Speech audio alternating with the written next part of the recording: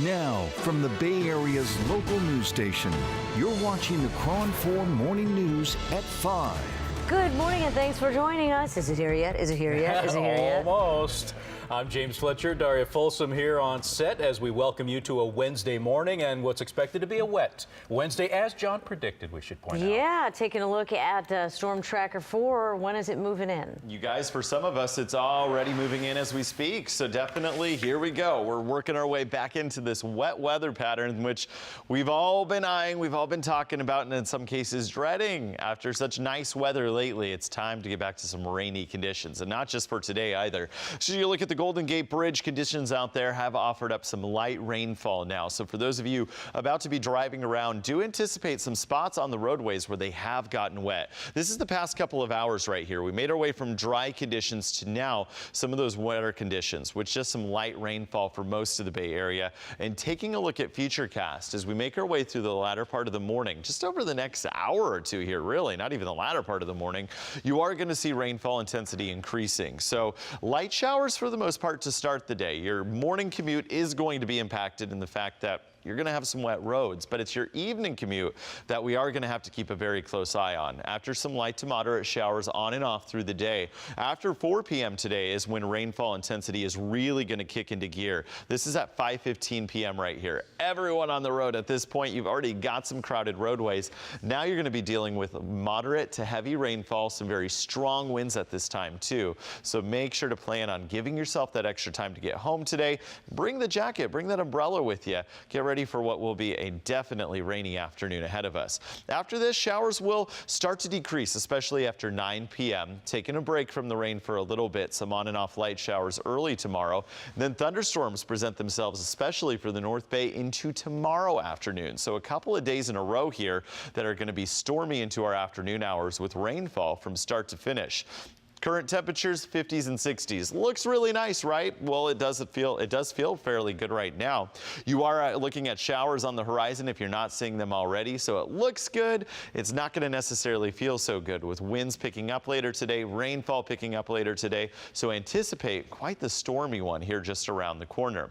Taking a look outside right now, we have Yoli Aceves driving around Redwood City. Let's get a look at that. She is looking at some conditions out there, obviously still on the dark side. Yoli looking at what it looks like is a few sprinkles there on her windshield. If you look really closely, she's got the windshield wipers going. This is what you're facing for your morning commute. Yeah, she gave me the thumbs up. So what we are facing for your morning commute, some light rainfall, just enough, like I've been mentioning, to get roadways wet. The thing about this is we haven't seen a lot of rain in a while now, so even though rain is light this morning, it does tend to lift those oils on the roads, can make them slick, so don't underestimate this morning's rain. It's the afternoon rain, though, that is really going to be coming down. We're keeping a close eye, really, on the radar all day long, so make sure to stay with us right here at KRON 4. Of course, Yoli's out there in traffic. Robin, what's it looking like out there for commuters right now? Hey, you know, when the rain starts coming down, I have to keep a closer eye on the morning commute. Things can get crazy on wet roads.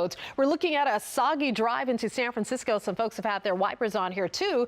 And when we look at the pavement, we see it's a little glossy, a little wet and slippery. So watch out for that. There is a backup that's just growing by the minute, mainly for the cash payers, but it's already stacking up from 880. I think since it's already picking up and since it's raining for some of us, you should leave a little early this morning just in case something major pops off here. But so far, no major issues into San Francisco, and it's under 10 minutes. We're checking out 92. Heavier traffic westbound. All the brake lights are on the flat section of the bridge, so it's getting crowded, but it's still very quiet. And the Richmond-Santa Fe Bridge also soggy on 580 westbound, so don't forget the wipers and please reduce your speed. We'll check more bridges and freeways coming up. James?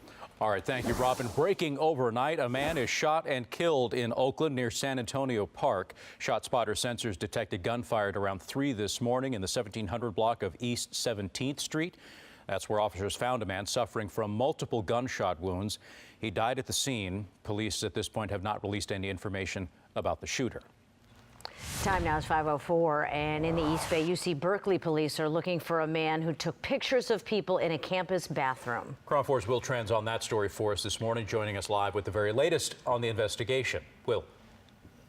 James, Daria, until they catch this man, they're telling people be very careful when you walk into a stall. Obviously, look around because you don't want to be another victim. Let me quickly show you his picture while I give you the details. Actually, the case dates back to last October.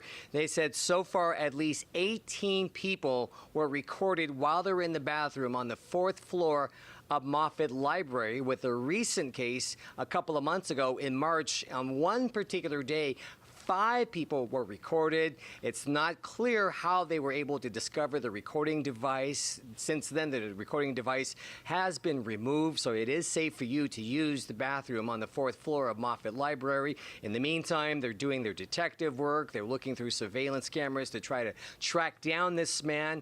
They don't know if he's a UC Berkeley student or somebody who went onto campus to place that device into the stall of that particular library of the 4th floor of the Moffett Library. So you got to be careful about that. I'll talk to the students as they arrive to school a little bit later. But again, just look around, make sure that there are no recording devices before you head into the bathroom. Back to you. All right, thank you, Will. 5:05 right now, and San Mateo man is in jail. He's accused of sexually assaulting children, and police believe there could be more victims. We have KRON 4's Christina Tatro on this story for us this morning, joining us live with the latest. Christina? I'm live here at the San Mateo County Sheriff's Office where deputies did book him into jail, into the McGuire Correctional Facility. I want you to go ahead and take a look at his photo right here. This is 47-year-old Francisco Nunez. Now, he allegedly sexually assaulted 2 young boys under 10 years old over the span of 6 years, continuously for 6 years throughout that time. It was between 2009 and 2015. He's been arrested on suspicion of sodomizing a youth, oral copulation of youth, lewd acts on a minor, and continuous sexual assault of a child. Now, deputies say that Nunez may have taken advantage of more victims, and that's something that they're greatly looking into right now, and they'd like some of your help. Now, if you know Nunez or someone who has put their child around Nunez, please go ahead and reach out to deputies. They want to hear from you. Again, they are thinking that there are more victims that happened throughout this time. So we have all the information on the different detectives on this case online at KRON4.com. Reporting live in San Mateo County, Christina Tatro, KRON 4 News. Okay. Thank you, Christina. 5:07, and in the South Bay, surveillance video captures a man snatching a woman's purse and dragging her and her daughter down a flight of stairs. It happened earlier this month. This is a business complex at Towers Lane in San Jose, and this surveillance video is what led police to 26-year-old Pablo Cabrera Jr. He was already on parole for another burglary. Police were able to connect Cabrera to several purse-snatching cases, and in each case, the attacker targeted Asian women carrying expensive purses. That's a little scary because, I mean, whether he's targeting Asian women in general, you just got to be on the lookout. Like, you got to be aware all the time. People are getting more and more desperate. Cabrera was arrested at his home last week and booked into jail. New this morning, one person is dead, killed in an ATV crash that happened in Sonoma County last night on Grange Road on private property.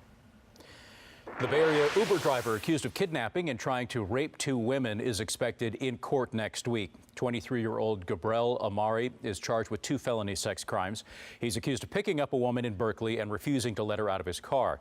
She was, in the end, able to escape by jumping out of the car while it was still moving. And then 2 hours later, he apparently picked up a woman in Oakland, touched her thigh, and then locked the doors. Now, it wasn't until that woman threatened to break a window that Amari finally let her out.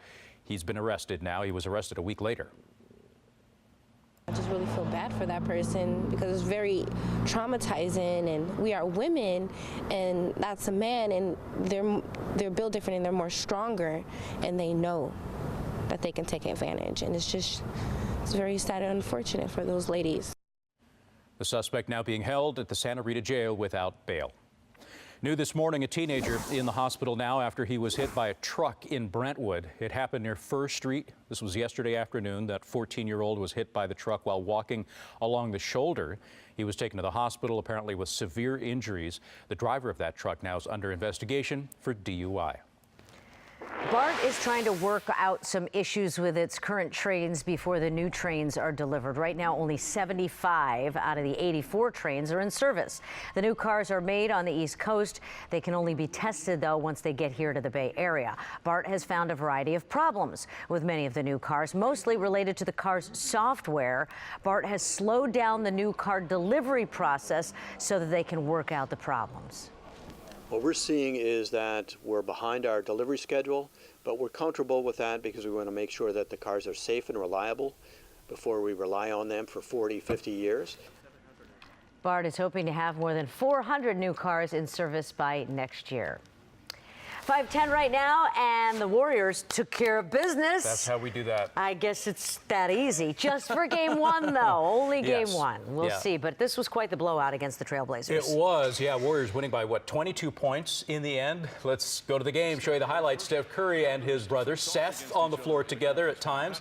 Their mother, Sonia, supporting both. Mom and Dad wearing jerseys. Actually, back in front jerseys, too. It was a whole custom job that they did with a Warriors jersey in the front, Trailblazers on the back, and then vice versa. Oh, so that's how they're going to solve the problem. Okay. No favoritism. And then the coin flips before each game. That's right. But Steph says as he shot these three-pointers, he looked up and he saw Mom saying, "I love you more." No, I mean, but she gave him a little cheer as she was wearing a Trailblazers. And there were plenty of opportunities to cheer him. He was on fire last night with those threes. Yeah, he made 9 3-pointers, finished with 36 points. Klay Thompson also played excellent. He just got hot a little later, scored 26 points. Final, 116-94. I like when Steph wears the towel like that with the mouthpiece, the baby face assassin. Right. Game 2's tomorrow night. Okay, tip-off 6 o'clock for that one. Let's hope for the same results. And a program reminder, by the way, you can catch a special show, a coverage of tonight's Shark game. That starts at 4:30 right here on KRON 4. It'll also be streaming on our online app, KRON On. The Sharks will be in St. Louis to take on the Blues in Game 3 of the Western Conference Finals. That series currently tied 1 game apiece. Tonight's special coverage again begins at 4:30. Check it out. And a great day to stay inside and watch that special coverage because it's going to be raining outside during that time. So what else are you going to do? Stay inside, take it easy, and enjoy a day in the warm indoors. We're already looking at showers this morning, making for a wet drive to work, even rainier later today. I've got your full forecast to come.